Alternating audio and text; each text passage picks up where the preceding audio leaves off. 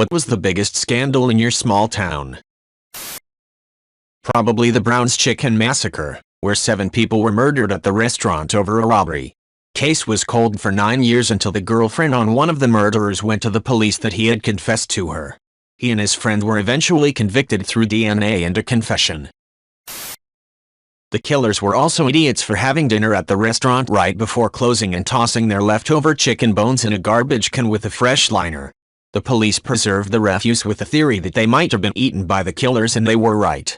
That crime effectively killed the Brown's Chicken franchise in Chicagoland, as there used to be a few dozen, but sales plummeted after the murders and they never recovered. Not much of a scandal, but more of a tragic event. In my small cow town, there was a missing little girl that was found in a suitcase that was floating in a water canal. The culprit turned out to be her neighbor, who also had a daughter the little girl would play with. The entire city was shocked as it hit really close to home. Small towns usually have the problem of the pharmacy employees being connected somehow to your own family. A lot of teens are incredibly paranoid and embarrassed about the prospect of buying condoms from someone they personally know or who could blab about it to their parents. So many of them go without out of embarrassment. Mayor and several city councilors were taking kickbacks and bribes from demolition construction cleaning companies for cleanup contracts after a hurricane, funded by FEMA. The companies would give the mayor and city councilors like a couple grand, then the company would get FEMA funds in the tens of thousands to clean up destroy hurricane-damaged property. Only the address given to FEMA and listed on the contract were fake, or already cleared, so the companies got paid to do nothing. This is why we can't have nice things. But seriously, corruption is the evil that plagues every system. Anti-corruption laws should be the most strict and stringent laws we have. We should be thinking, is that really a fair punishment just for that when there's a corruption case, be it a public figure like the mayor in your example, or someone in a publicly traded company or nonprofit skimming money? Corruption is corruption, and it should be stamped out at all levels. There was an anesthetist who worked at our local hospital and another hospital in a different town. He was rather well known among other doctors and known to be good at what he was doing.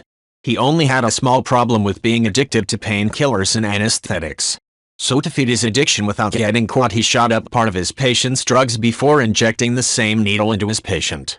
Thus went unnoticed until it was discovered that over 60 of his patients got infected with hepatitis, and that he was the source for it. He was fired and his license revoked as far as I know. But the hospital's image still suffered quite a bit. Shit like this makes me wonder. I had a dental experience approx 5 years ago that I can't shake off. I had a filling, so he shot me up with Novocaine. He began to drill, but I felt everything, so he gave me another shot.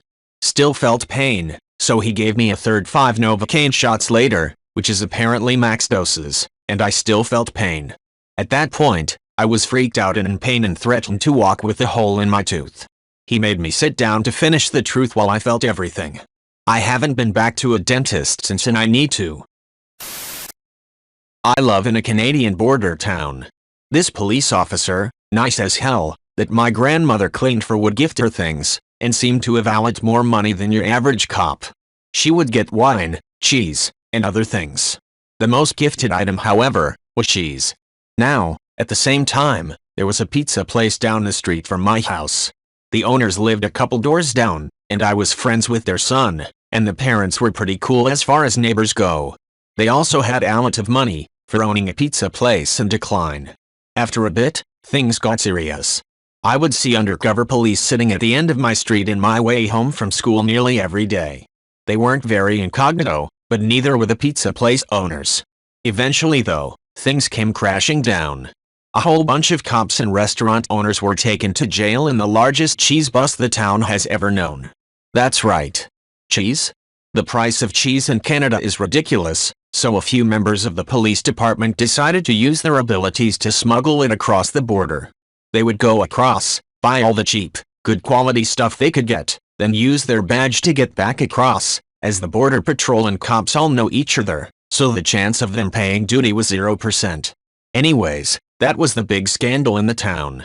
You can probably look it up if you search for cheese smugglers, or cheese scandal. In 2000, a girl's body was found on the steps of the local middle school.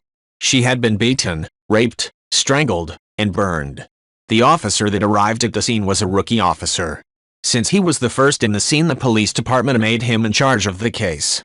The case was massively botched. The murder had shocked the community and a lot of people were talking. Several years later, the police marked it as a cold case. A local woman was doing her own detective work. She reached out to a journalist from the UK. The journalist flew to meet the woman and investigate the murder and missteps by the police. They uncovered a massive cover-up. The local police department was hostile towards the journalist and local, to the point that the state FBI branch had to get involved to protect the investigation. Due to the police department's terrorizing behavior, they ended up getting investigated by the FBI. Apparently they knew who had committed the crime. A local drug dealer, who was cozy with the police. He eventually was arrested and sent to prison for life. The police department got a slap on the wrist. The journalist went back to the UK and the local woman moved to a nearby city. Also, for anyone reading, this wasn't just a case of Mayfield Police Department, Kentucky, just looking the other way. A female officer took one of the witnesses home with her under protective custody for a few nights. Another officer pulled the murderer over the next day, his car reeking of gas, which he used to burn the body, and the officer decided to not follow up at all on the letter or report it to anyone. They sent that one female witness home days later without ever even getting even a statement from her. They were absolutely complicit in this murder and there are no two ways about it. This is all in addition to local PD outwardly harassing and threatening the local woman and the journalist, as you said. I won't post it here because then it'd be witch hunting, but you can very easily find Mayfield PD's Facebook page with a quick search. Scum of the earth. Gonna have to go with the woman who killed 8-month pregnant women, cut out of the baby, and tried to pass it off as hers. Edit. The one from my hometown was Kenwick, WA circa 2008. Second edit. I should give an honorable mention to a more recent, less grisly scandal, and that would be the whole ghost cattle scam Easter Day was running. $250 million scam, and an accidental death that sure looks like a suicide. I'm from a very small town in Canada. Very quiet, nothing big ever came up and it was a fairly tight-knit community. One day, an explosion went off in an apartment building. A 23-year-old, single mother, who also happens to be a quadriplegic, was killed instantly. The case was eventually solved. The explosion was a gift-wrapped pipe bomb left by her former financial advisor. He squandered hundreds of thousands of dollars from her and was convicted for it. He was then released on bail and then left the bomb. Wild SHT. Edit. Some info was a little off, so I recommend reading this for the full timeline. https://www.reddit.com/news/timeline-of-events-in-the-brian-malley-case/amp/ I'm originally from a town called Hyde, a few miles outside Manchester. Unfortunately, Hyde is famous for Harold Shipman, the once trusted GP who killed elderly patients by overdosing them with diamorphine. My grandma's neighbor, Jack, was one of his many victims. Side note, he also did my mom's ultrasound when she was pregnant with me. R.I.P. Jack, you were a wonderful man. Sheriff's son assaulted and beat his girlfriend to death before setting their house on fire. Abandoned their 2-year-old daughter, who had no doubt witnessed the whole horrible thing, in her aunt's driveway without making contact, but her Ring camera went off at 3 a.m. They caught him next state over 2 months later on a different violation. There was no active manhunt from anyone. They knew who do it, and they just didn't care.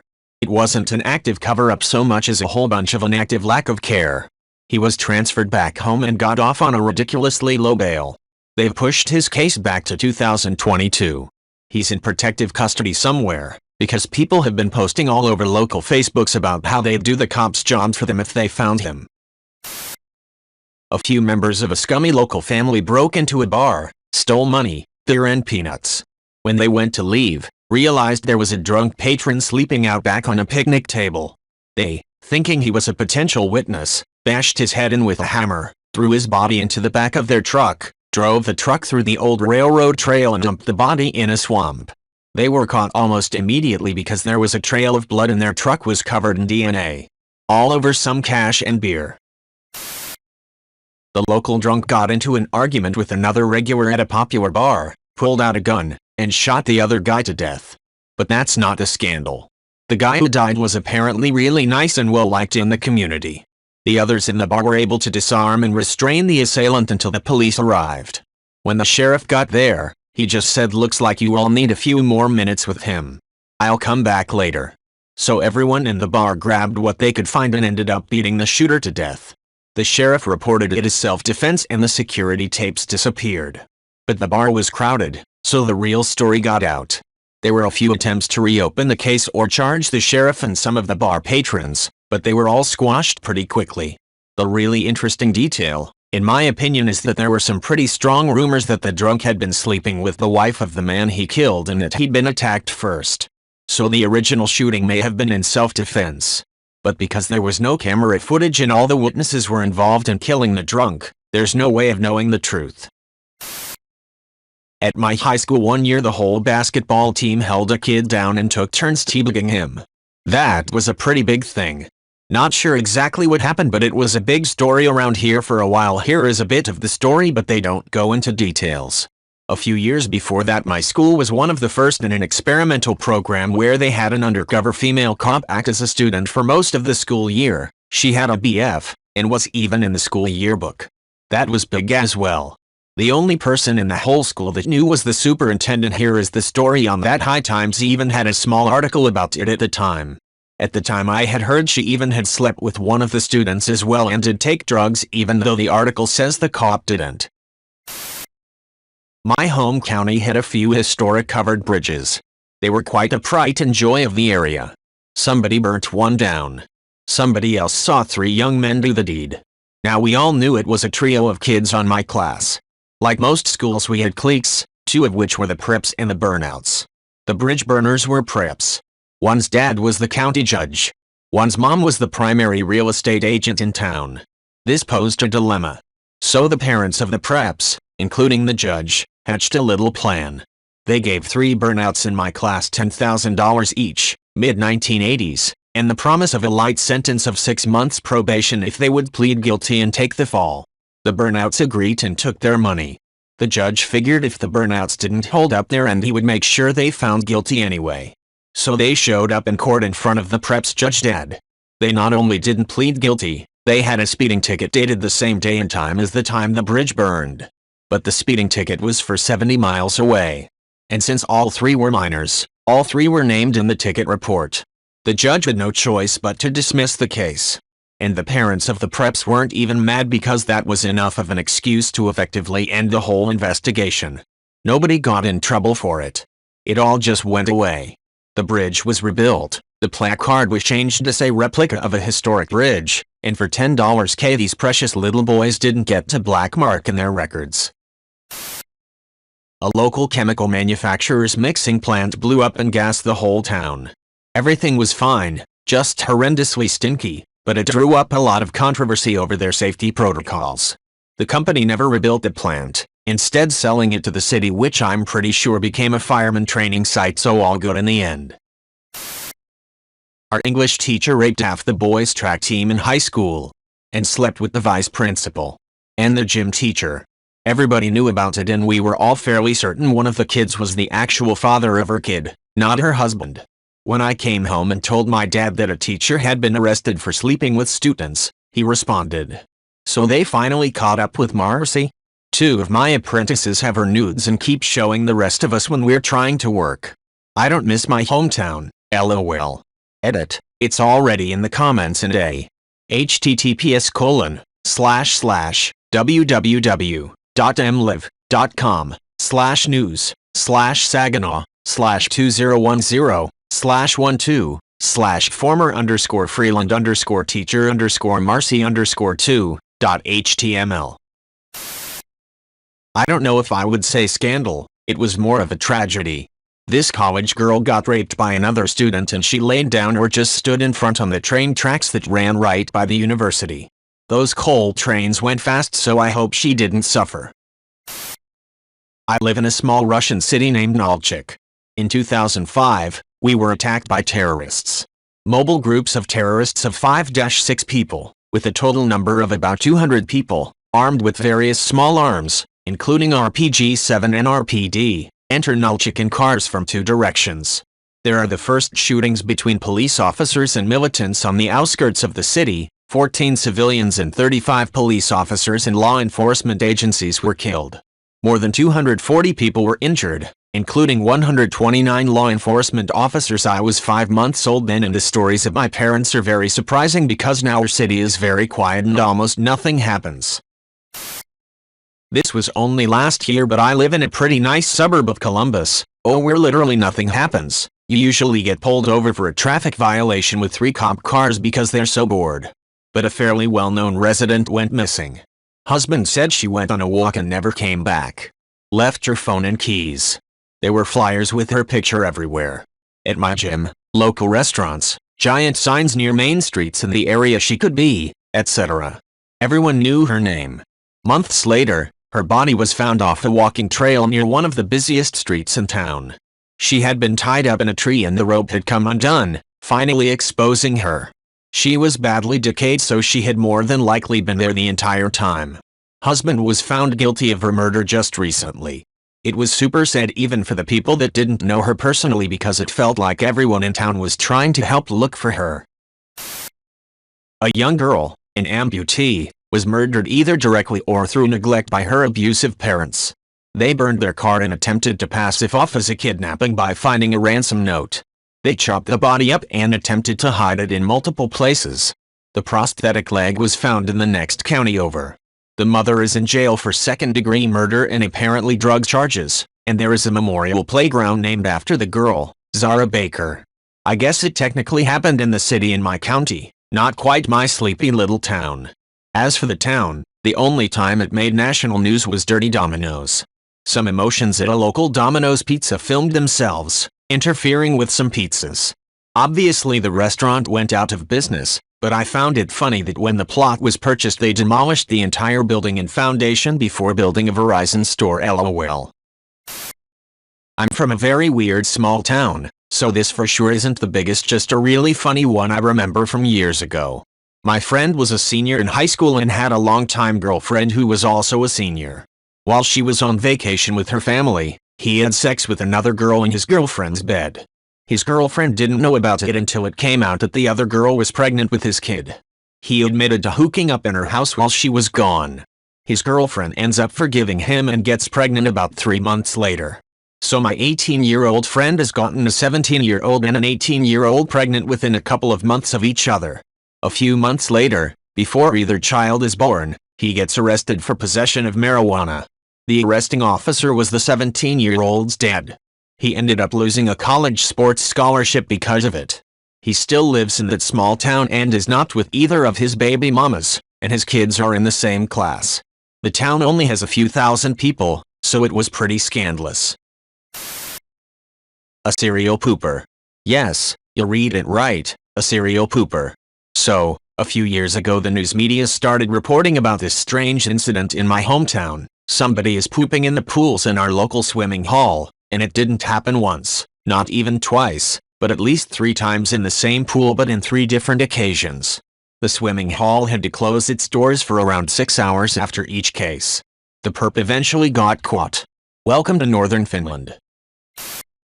One of the assistant football coaches at the high school raped a 15-year-old at his house when she came over to pick up a vape and was sent to jail with a $1 million bond, and was then bailed out before his court date by a fairly renowned family, and then about 3 weeks later was sent back due to having a relationship with their daughter. 16. He is like 27, I believe? Edit. https://science-article_911fk9-424-5EC9-A974-C796C725995D0.html. Here's a news article. Okay, not to be a bummer, but when I first moved into a small town everyone had shown me a video of a city council member having a complete meltdown at a meeting. She crawled under the table, started screaming, and needed to be dragged out. She was a caricature, and people loved making fun of her for it. I eventually got to know her and discovered she had literally miscarried that morning. No one had ever included that in the story retelling, they just used the video to make fun of her. You truly never know what is going on with people.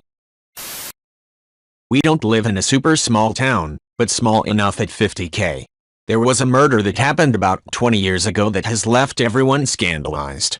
It was a woman who lived on the wealthy side of town. Her husband was an engineer who worked in a neighboring town about 45 minutes away. He came home to find his wife had been brutally slaughtered. He called the cops, etc. The man who gets arrested is this no-name drug addict idiot whose only connection to this family is that he installed the security system. No one could ever figure out a motive, however. He had 3 trials, all hung juries. So he got off eventually, but the elapsed time was several years. Poor guy. Meanwhile, the husband moved several states away and says that he is terrified of this dumb punk kid, which is really dumb. No one around town believes that the punk did it. So here's the juicy backstory that never made it in the official story. First, they found gay porn on the husband's computer, which is odd to begin with since he claimed that the murderer put it there. Apparently, there was a group of super wealthy, and I mean 1% of the 1%. Not sure why they want to live here, but whatever. Locals who were engaging in swinging. The murder victim and her husband were members of this group. One of the other members of this group is a high-powered attorney around here. He is an absolute snake. He ensured that the punk kid trapped himself into a made-up confession that never had any merit. The reason the attorney did that was to hide the fact that it was actually his wife who most likely committed the murder. The murder victim and the attorney were apparently having a private affair separate from the swinging. The attorney's wife found out and lost it and killed the woman. Edit, fat thumbs.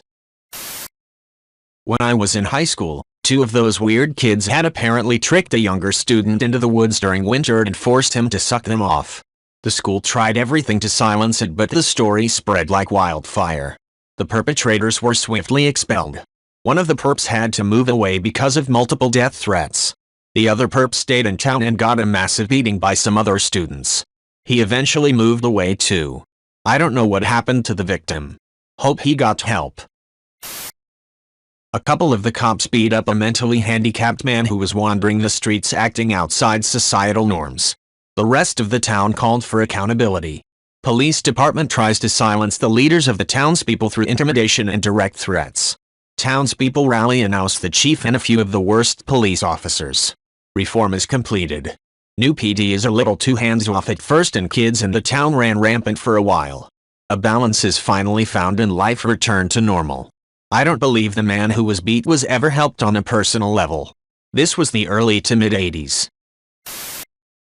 Not my town, but my synagogue. A while ago there was some debates town-wide around gay marriage, but while everyone was worried, no one cared. The synagogue remained as welcoming as ever, no scandal. A month or 2 ago, they decided to replace the chairs in the sanctuary. Chaos erupted everywhere. It was all the rabbi has heard about since. TLDR from my rabbi, gay marriage? No problem. Move the chairs 2 inches? You'll be hearing about it for years.